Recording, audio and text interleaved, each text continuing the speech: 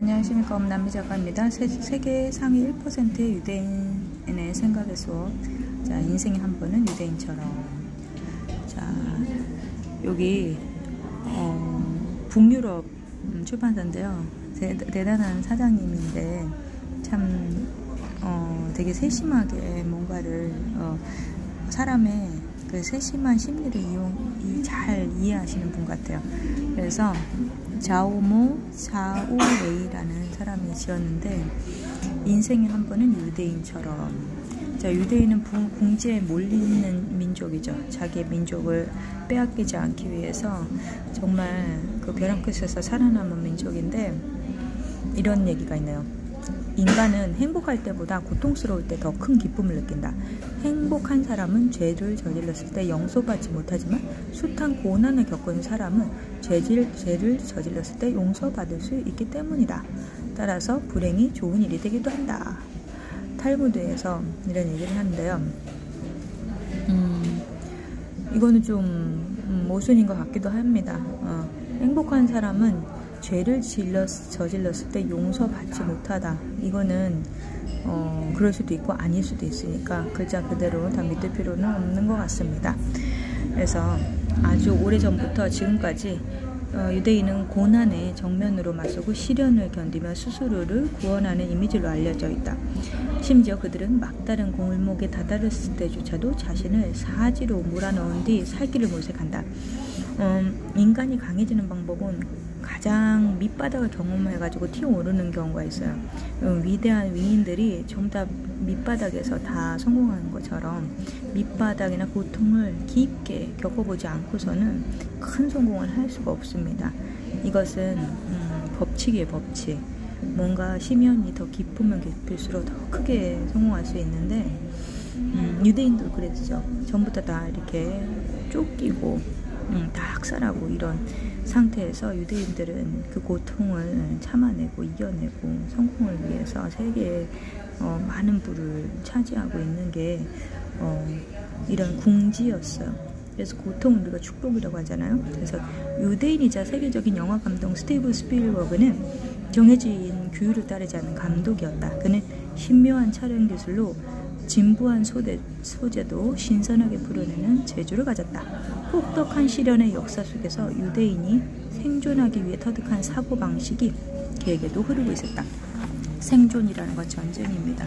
자기 내면에서 살아남을 수 있는 어떤 방법을 모색해야 되니까.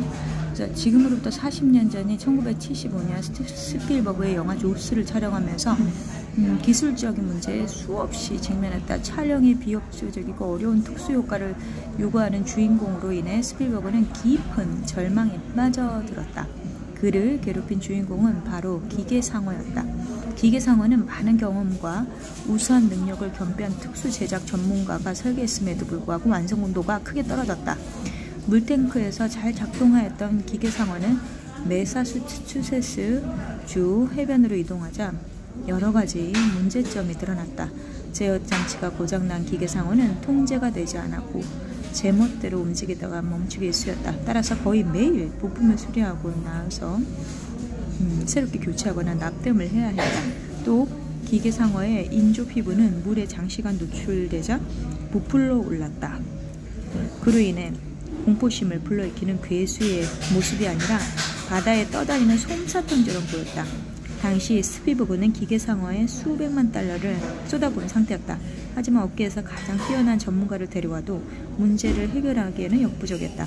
스필버그는 어려운 선택의 기로에 놓였고 고장난 기계상어를 포기하고 새롭게 제작하거나 고장난 기계상어를 계속 수리하면서 어떻게든 촬영을 이어나가야 했다.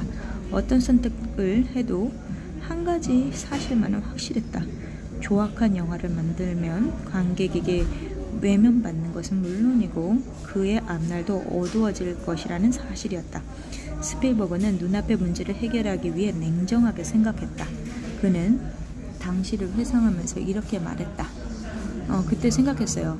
알프레드 히치콕이라면 이런 상황을 어떻게 헤쳐나갔을까? 그러니까 머릿속이 환해지면서 영감이 떠올랐습니다.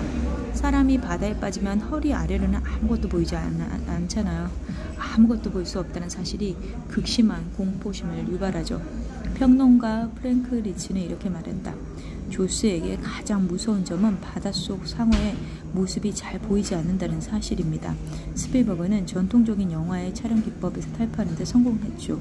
조스를 명작의 반열에 올려놓았다. 이제 그의 촬영 기법은 다른 영화에서도 쉽게 찾아볼 수 있게 되었다.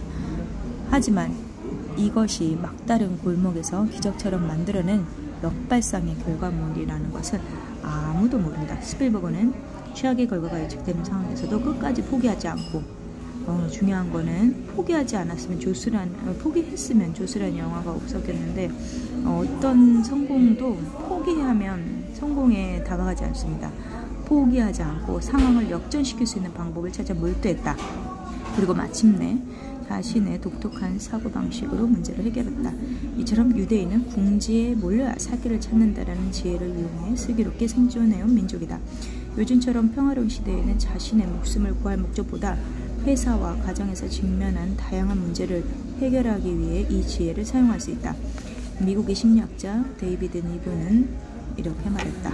문제는 생각에 깊은 영향을 미치지만 작동 원리는 간단하다. 문제가 우리의 행동을 정의하고 지시하도록 내버려두면 우리는 문제에 끌려다닐 수밖에 없다.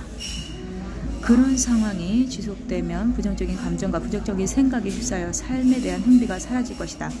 유대인은 문제가 발생했을 때 거기에 오랫동안 얽매여 있지 않는다. 전통적인 방식으로는 해결할 수 없는 문제를 발견했다면 생각을 뒤집어보고 노력해야 된다. 하지만 대부분의 사람은 관성적 사고에 따라 기존의 방식대로 문제를 해결해야 된다. 아인슈타인이 이런 얘기를 했는데 똑같은 그 행동을 하고 똑같은 방식으로 문제를 해결하는 것은 그러면서도 다른 결과를 바라는 건 미친 짓이다라고 얘기했죠. 정신병자다. 그러니까 뭔가 다른 결과를 얻기 위해서는 행동의 원인 자체를 바꿔야 됩니다. 유대인은 관성적 사고를 따르지 않는다. 그들은 문제가 발생하면 스스로에게 이렇게 반문한다. 이 문제가 내 최종 목표에 직접적인 영향을 미칠까? 그렇지 않다면 그대로 직진하기보다는 다른 길로 돌아가는 게 더 나을지도 몰라. 인생의 정답은 수도 없이 많습니다. 그것을 한 가지로 딱 고정하면 수많은 가능태의 공간에 있는 다른 좋은 것들을 볼 수가 없어요. 그래서 항상 열린 마음으로 마음을 오픈합니다. 한 유대인이 사업을 하다가 자금이 부족해 고리대금 업자에게 돈을 빌렸다. 하지만 사업에 실패했고 빌릴 돈을 갚을 길이 없었다. 당시는 돈을 갚지 못한 채 채무자가 법률에 따라 투옥되던 시기였다. 그런데 유대인은 딸을 마음에 품고 있던 한 고리대금 업자가 그의 딸을 자신에게 시집 보내면 빚을 전부 탕감해 주겠다고 제안했다. 딸은 자신의 운명이 그렇게 결정되는 것을 원하지 않았지만 딱 부러지게 거절하지도 못했다. 그녀가 거절하면 아버지가 감옥살이를 해야 하기 때문이다. 딸은 원치도 않은 결혼식을 올리지도 않고 아버지의 목숨을 살릴 수 있는 방법이 무엇인지 고민에 빠졌다. 고리대금 업자가 수단과 방법을 가리지 않고 그녀와 결혼을 하려 들 것이 뻔했다. 결국 그녀의 운명에 자신의 미래를 맡기기로 했다. 그녀는 고리대금 업자에게 찾아가 돌멩이로 그녀의 운명을 결정짓자는 제안을 했다. 그녀가 눈을 감고 검은 돌과 흰 돌이 든 주머니에 손을 넣어 돌멩이를 선택하는 것이었다. 흰 돌이 나오면 고리대금 업자와 결혼하지 않는 것이고 물론 아버지의 채무를 전부 탕감해주되 검은 돌이 나오면 군말 없이 그에게 시집을 가기로 한 것이다. 고리대금 업자는 그녀의 제안을 받아들였다. 단 그녀가 흰 돌을 선택하지 못하도록 주머니에 검은 돌 2개를 넣었다. 유대인의 딸은 그의 비열한 짓을 눈치챘지만 대놓고 따질 수 없었다. 그때 좋은 아이디어가 번개처럼 지나왔다. 그녀는 주머니에서 돌멩이 하나를 꺼내자마자 누구에게도 보여주지 않고 바닥으로 내던졌다. 돌멩이가 다른 돌멩이들 사이에 섞여 그녀가 무엇을 골랐는지 알 수 없었다. 이윽고 유대인의 딸은 말했다. 제가 고른 돌멩이는 찾지 못할 것 같으니 주머니에 남은 돌멩이를 확인하죠. 분명 흰 돌과 검은 돌 중에 하나를 선택해 꺼냈으니 둘 중에 하나가 남아있을 것입니다. 그러면 제가 고른 돌멩이가 어떤 색인지 알게 되겠죠. 고리대금 업자가 주머니에 꺼낸 돌멩이는 당연히 검은색이었다. 할 말을 잃은 그는 약속대로 유대인의 채무를 모조리 탕감해주고 딸과의 혼인도 없던 일로 해주었다. 유대인에 따른 위기 상황에서 사고방식을 전환해 원치 않는 혼인을 막고 아버지의 빚 문제도 말끔 해결했다. 이처럼 막다른 골목에서도 생각을 전환하면 살 길을 찾을 수 있다. 똑똑한 의미네요. 사지로 몰렸을 때 상위 1%의 생각 노트에서 사지로 몰렸을 때 죽을 거라고 생각하면 누가 와도 살리지 못할 것이다. 사지로 몰렸을 때 고든 사고의 틀을 깨고 생각을 전환할 수 있다면 목숨을 부지할 것이다. 위기를 두려워하지 않고 상황을 다른 각도로 바라보는 사람말이 역발상으로 문제를 해결한다.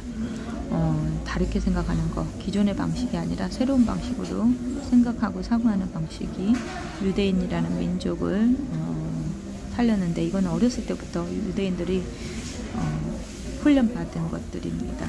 그래서 여러분도 명상을 통해서 영감이 번뜩이면 그것을 실행하시기 바랍니다. 감사합니다.